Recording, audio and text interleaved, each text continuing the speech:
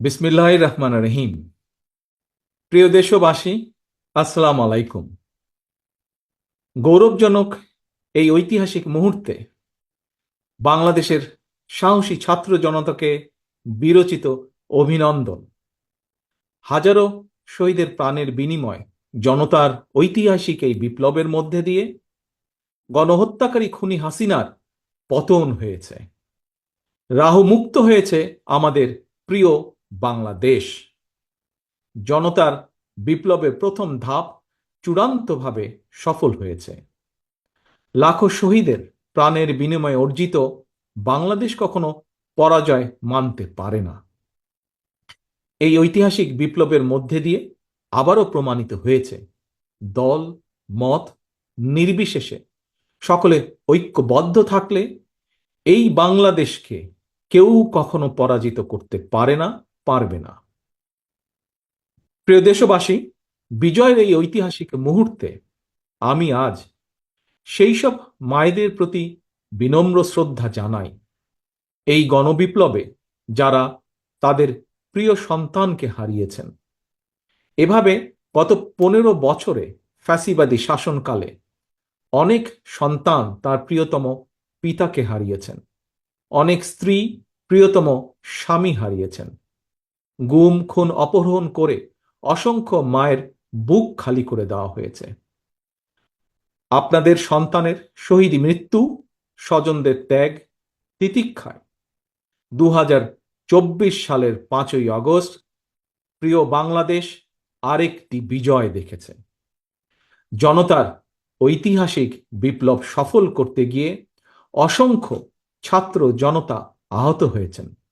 বাসায়, হাসপাতালে কিংবা ক্লিনিকে চিকিৎসাধীন যন্ত্রণাবিদ্ধ সময়ে সমস্ত ভালোবাসা নিয়ে আপনাদের পাশে আজ সারা বাংলাদেশ। খুনি হাসিনার বিরুদ্ধে আন্দোলন করতে গিয়ে অসংখ্য মানুষ মিথ্যে মামলা ও রাজনৈতিক উদ্দেশ্য প্রণোদিত মামলায় গ্রেফতারের শিকার হয়েছেন, কারাগারে নিক্ষিপ্ত হয়েছেন। আমি অবিলম্বে তাদের বিরুদ্ধে দায় করা সকল মামলা প্রত্যাহার এবং তাদের কারামুক্তির দাবি জানাচ্ছি। একই সঙ্গে ছাত্রছাত্রীরা যাতে আবার স্বাভাবিকভাবে হলে, হোস্টেলে, ক্লাসে ফিরতে পারেন এবং পরীক্ষায় অংশ নিতে পারেন, আশা করি সেই পদক্ষেপ দ্রুত গ্রহণ করা হবে।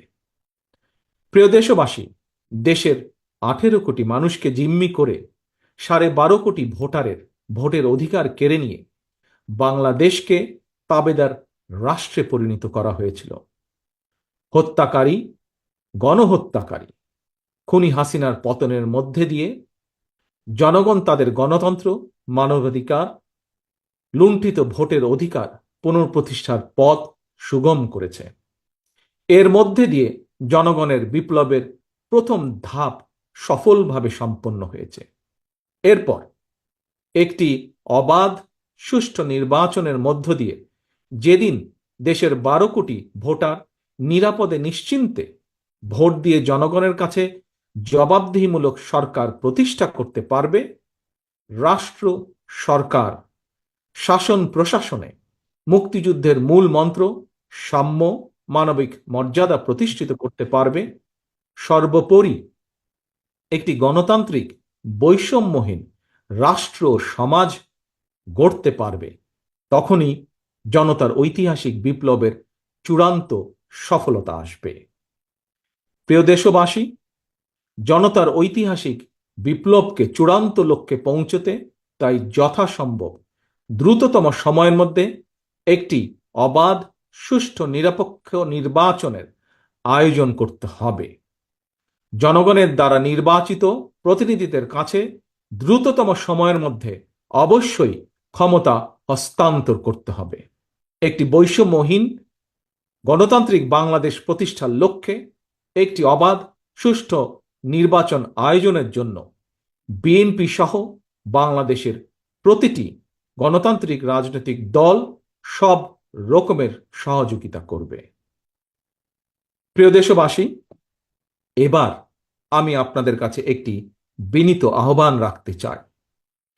বিজয়ীর কাছে পরাজিতরা নিরাপদ থাকলে বিজয়ের আনন্দ মহিমান্বিত হয়। সুতরাং বিজয়ের এই আনন্দঘন সময়, রাহুমুক্তির এই ঐতিহাসিক মুহূর্ত শান্তভাবে উদযাপন করুন। অনুগ্রহ করে কেউ প্রতিশোধ কিংবা প্রতিহিংসা পরায়ণ হবেন না। কেউ নিজের হাতে দয়া করে আইন তুলে নেবেন না। অর্জিত বিজয় যাতে লক্ষ্যচ্যুত না হয় সে ব্যাপারে জনগণকে সতর্ক দৃষ্টি রাখতে হবে। 52, 71 কিংবা 90 মতন ছাত্র জনতা আবারও একটি বিজয়ের ইতিহাস রচনা করেছে। প্রিয় দেশবাসী, আবারও আপনাদের সকলকে বিরচিত অভিনন্দন। আল্লাহ হাফেজ। বাংলাদেশ জিন্দাবাদ। বাংলাদেশ জাতীয়তাবাদী দল জিন্দাবাদ।